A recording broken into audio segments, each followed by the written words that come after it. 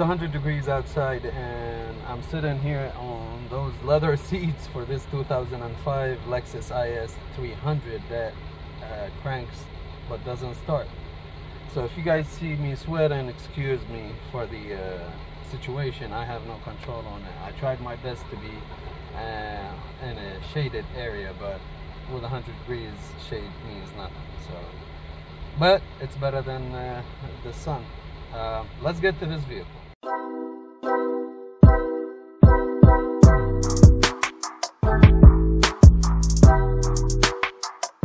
Here at a mechanic shop, and I was here the day before yesterday, I believe. I was doing a work on another vehicle.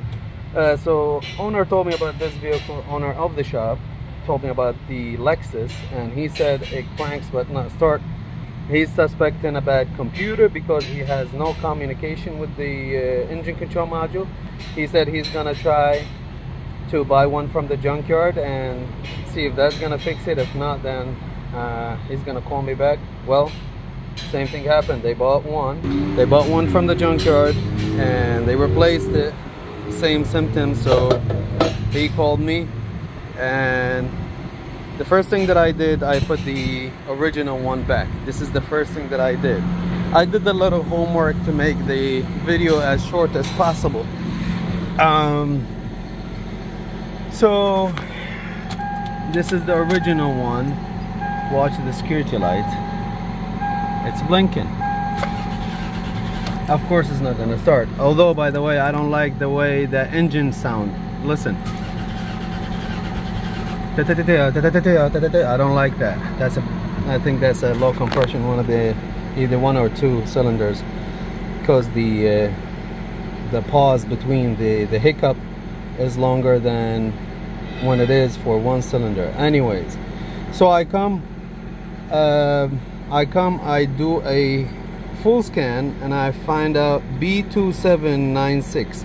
I'm not worried about all the other codes, but this one, B2796, non-communication and immobilizer system, and it's a carrying code. You go down, you have air condition, no com, immobilizer, no com, theft deterrent, no com. Now,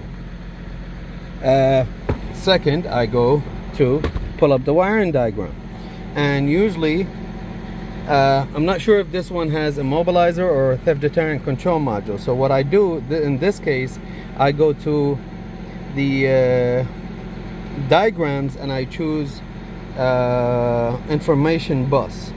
That diagram is going to tell me which modules are on the network. So I look and I go down here and I see that we have theft deterrent ECU behind left end of dash. So it should be somewhere over here.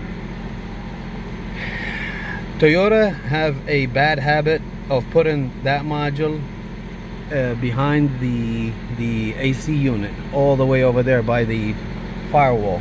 In the newer models of Toyotas, Avalons and Camrys and Lexuses. So if you're watching this because you have the same code but a newer vehicle, your component might be behind the under the dashboard, right in the middle behind the AC unit.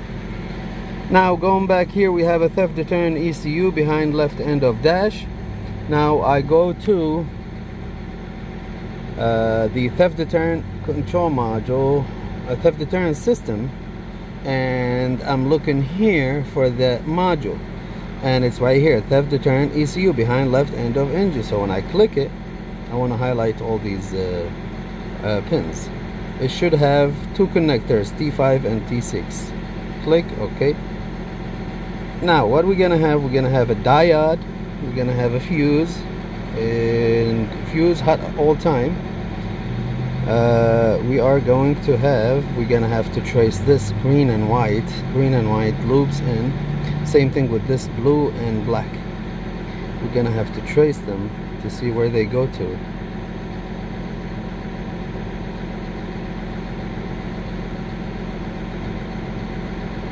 Unlock corners.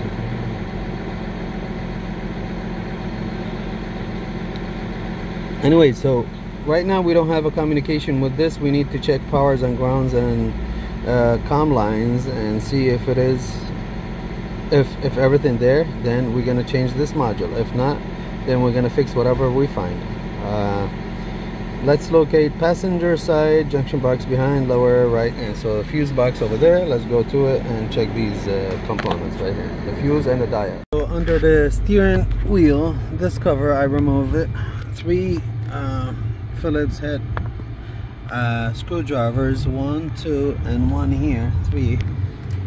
This is the ECU, the black one, not the silver one. The silver one is for the headlight control module. This black one is the theft deterrent control module. This is one of the harness. It's a T5, and this is T6. T6 is the same exact wire color here, but T5 we have a little bit of changes and colors and in spots. Like here it says red, blue, number 1, but here number 1 is red and orange.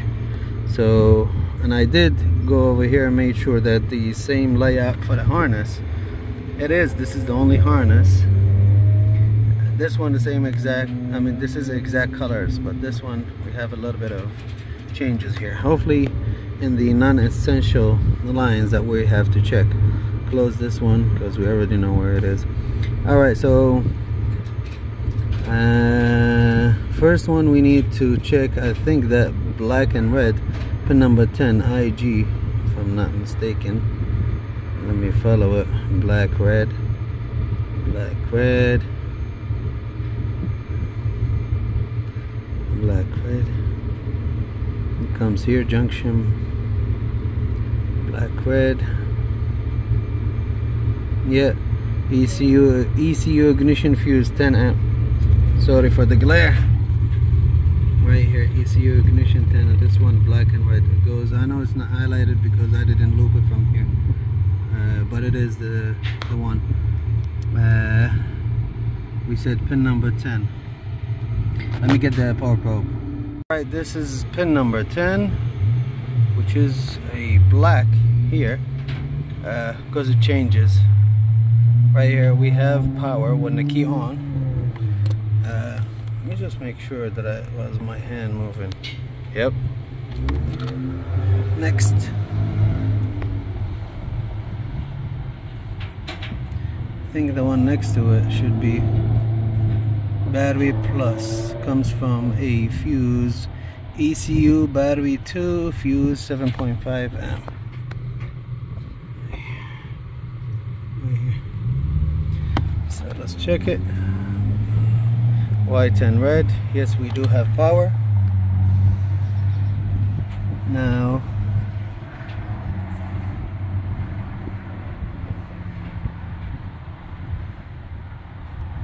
should have at least a ground, one ground. Ignition. Let me follow it and bring you guys back. Well, this white and black, the last one, pin number 22, is a ground, and I'm using this little attachment with the test light to take power from that pin 11 that we checked earlier. Alright, I'm probed on MPX1, which is pin number 7, MPX1, and I have no activity. Let me check my tool. Yeah, it's good. My tool is good. I'm probing on 12 volts, but MPX1 right here on T6, nothing. Oh yeah, I do. Now I do. Let me change it to 10. 10 not enough, 20. So this is 0 to 11, I believe. MPX1. How about MPX2, which is next to it? Blue one. Yep, see it. The blue one. MPX2. We do have COM signal. So what is SH minus and SH? SH hot at all time.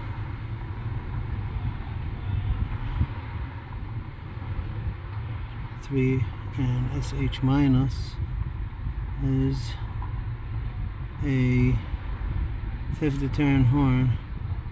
That's an output, but I think SH, which is pin number 3, green, I think that should be power. Let's check it out. Yeah, 12 volts. Let me check it with the test light.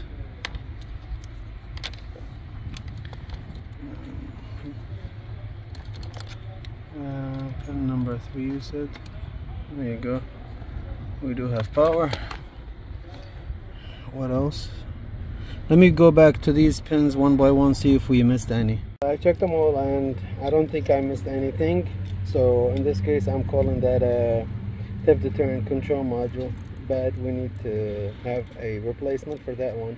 I think a used one is going to work, and I think the IM608 is okay as a device to do the job. So if I mean, the owner of the shop here has some knowledge. He knows how to set stuff, how to program things. He's limited with the tooling and software. So if I'm doing the job, I will definitely update the case.